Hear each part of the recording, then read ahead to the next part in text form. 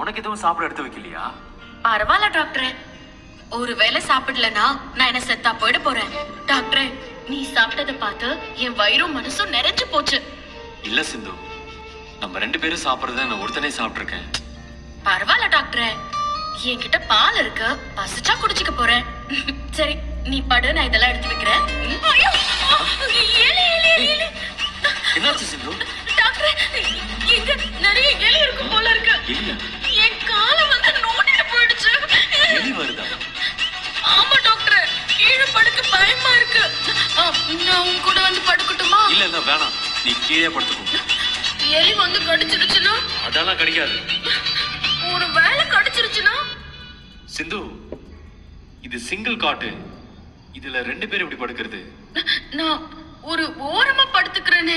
சரி டாக்டர், நீ மட்டும் படுத்துக்க, நான் கீழே படுத்துக்கிறேன். இரு சிந்து, பரவாயில்ல, நீ இங்க படுத்துக்கோ.